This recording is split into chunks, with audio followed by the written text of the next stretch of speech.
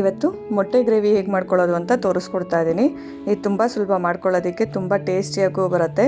ಈ ಥರ ಚಪಾತಿಗೆ ಒಂದು ಸತಿ ಟ್ರೈ ಮಾಡಿ ನೋಡಿ. ಈ ಥರ ಗ್ರೇವಿ ಅನ್ನಕ್ಕೆ, ಚಪಾತಿಗೆ, ಪೂರಿಗೆ ಎಲ್ಲದಕ್ಕೂ ಚೆನ್ನಾಗಿರುತ್ತೆ. ಇದು ಮಾಡ್ಕೊಳ್ಳೋಕ್ಕೂ ಸುಲಭ. ಇದನ್ನು ಹೇಗೆ ಮಾಡೋದು ಅಂತ ನೋಡೋಣ ಬನ್ನಿ.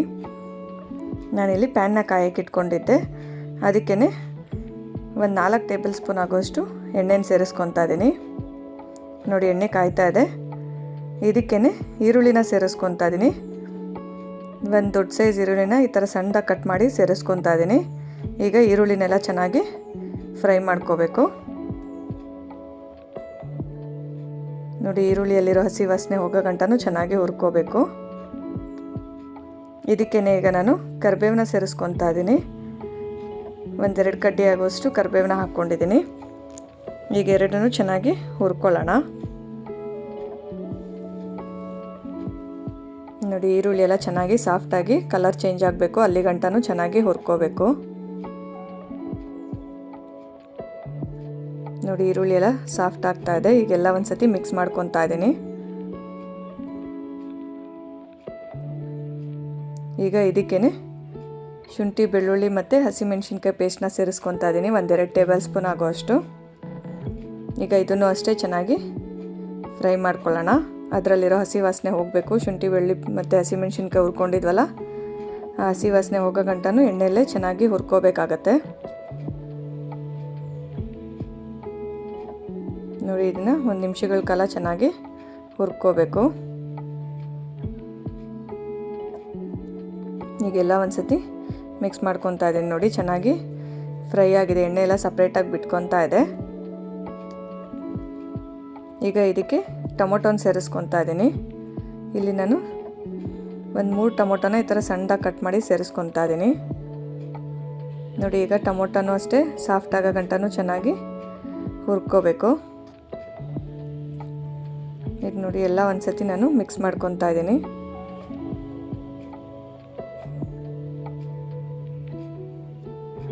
ಈಗ ಇದಕ್ಕೇ ರುಚಿಗೆ ತಕ್ಕಷ್ಟು ಉಪ್ಪನ್ನ ಸೇರಿಸ್ಕೊತಾ ಇದ್ದೀನಿ. ಈ ಟೈಮಲ್ಲಿ ಉಪ್ಪು ಸೇರಿಸ್ಕೊಳ್ಳೋದ್ರಿಂದ ಟೊಮೊಟೊನೂ ಬೇಗ ಸಾಫ್ಟಾಗಿ ಬೇಯುತ್ತೆ. ಅದಕ್ಕೇ ಟೊಮೊಟೊ ಹಾಕಿದಾಗ ಉಪ್ಪನ್ನು ಸೇರಿಸ್ಕೊಳ್ಳಿ, ಆಗ ಜಲ್ದಿ ಸಾಫ್ಟಾಗಿ ಬೇಯುತ್ತೆ. ಇದನ್ನು 1-2 ನಿಮಿಷಗಳ ಕಾಲ ಚೆನ್ನಾಗಿ ಸಾಫ್ಟ್ ಆಗೋ ಗಂಟನೂ ಬೇಯಿಸ್ಕೊಳ್ಳೋಣ. ಈಗ ನೋಡಿ, 1-2 ನಿಮಿಷಗಳ ಕಾಲ ನಾನು ಮುಚ್ಚಿ ಟೊಮೊಟೊ ಸಾಫ್ಟ್ ಆಗೋ ಗಂಟನೂ ಬೇಯಿಸ್ಕೊತಾ ಇದ್ದೀನಿ. ನೋಡಿ, ಈಗ ಎಣ್ಣೆ ಎಲ್ಲ ಸಪ್ರೇಟಾಗಿ ಬಿಟ್ಕೊಂಡು ಟೊಮೊಟೊನೂ ಸಾಫ್ಟ್ ಆಗ್ತಾ ಬರ್ತಾ ಇದೆ. ಈ ಥರ ಸಾಫ್ಟ್ ಆಗಿದ್ರೇ ಗ್ರೇವಿನೂ ತುಂಬ ಚೆನ್ನಾಗಿ ಬರೋದು. ಈಗ ಇದಕ್ಕೇ ಅರಿಶಿನ ಪುಡಿನ ಸೇರಿಸ್ಕೊತಾ ಇದ್ದೀನಿ. 1/4 ಟೇಬಲ್ ಸ್ಪೂನ್ ಆಗೋಷ್ಟು.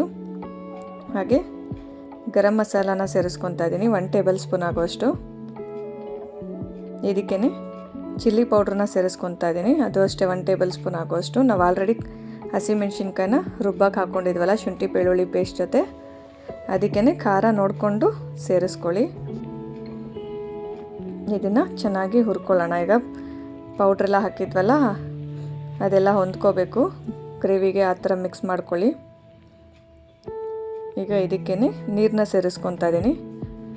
ಒಂದು ಅರ್ಧ ಗ್ಲಾಸಷ್ಟು ನೀರನ್ನ ಸೇರಿಸ್ಕೊತೀನಿ. ನಾವಿಲ್ಲಿ ಗ್ರೇವಿ ಮಾಡ್ತಿರೋದ್ರಿಂದ ಈ ಥರ ಗಟ್ಟಿ ಆಗ್ದಿರ ಸ್ವಲ್ಪ ಗ್ರೇವಿ ಥರ ಇದ್ರೇ ಚೆನ್ನಾಗಿರೋದು ತಿನ್ನೋಕ್ಕೆ. ಈಗ ಇದನ್ನು 1 ನಿಮಿಷಗಳ ಕಾಲ ಮುಚ್ಚಿ ಬೇಯಿಸ್ಕೊತೀನಿ.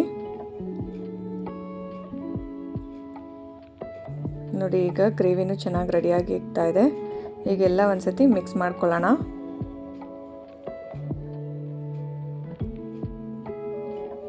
ಈಗ ಇದಕ್ಕೆ ಮೊಟ್ಟೆ ಒಡೆದು ಹಾಕ್ಕೊಳ್ಳೋಣ.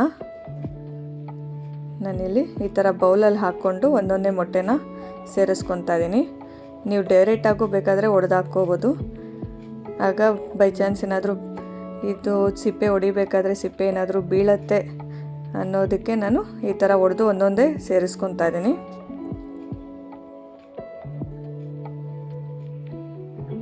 ನೋಡಿ, ಇಲ್ಲಿ ನಾನು ಒಂದು 6 ಮೊಟ್ಟೆನ ಹಾಕ್ಕೊಂಡಿದ್ದೀನಿ. ಈಗ ಇದನ್ನು ಹಾಗೆ ಮುಚ್ಚಿ 1 ನಿಮಿಷಗಳ ಕಾಲ ಬಿಡೋಣ. ಆ ಬೇಯಲ್ಲೇ ಬೇಯಲಿ ಸ್ವಲ್ಪ. ನೋಡಿ, ಇನ್ನು ಬೇಯ್ತಾ ಇದೆ.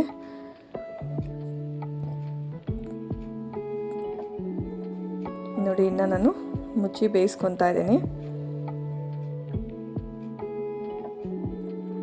ಈಗ ಇದನ್ನು ತಳ ಹಿಡಿಯುತ್ತೆ, ಅದಕ್ಕೇ ಆಗಾಗ ನೋಡ್ಕೊಳ್ಳಿ, ಸ್ಲಿಮ್ಮಲ್ಲೇ ಇಟ್ಕೊಂಡು ಬೇಯಿಸ್ಕೊಳ್ಳಿ. ಇದನ್ನು ನಾವು ಜೋರಾಗಿ ಕಳ್ಸೋಕೆ ಹೋದರೆ ಅದು ಎಗ್ ಬುರ್ಜಿ ಥರ ಆಗಿಬಿಡುತ್ತೆ. ಅದಕ್ಕೆ ಈ ಥರ ಸಾಫ್ಟಾಗಿ ಮಿಕ್ಸ್ ಮಾಡ್ಕೊಳ್ಳಿ.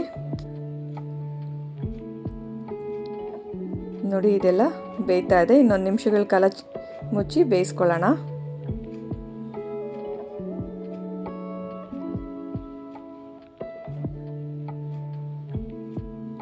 ನೋಡಿ ಈಗ ಗ್ರೇವಿನೂ ರೆಡಿಯಾಗಿದೆ. ಸಾಕು, ಇಷ್ಟು ಬೆಂದರೆ ಈಗ ನಾನು ಕೊತ್ತಂಬರಿನ ಸೇರಿಸ್ಕೊತಾ ಇದ್ದೀನಿ. ನೋಡಿದ್ರಲ್ಲ, ತುಂಬ ಸುಲಭವಾಗಿ ಮಾಡ್ಕೋಬೋದು, ತುಂಬ ಟೇಸ್ಟಿಯಾಗೂ ಬರುತ್ತೆ.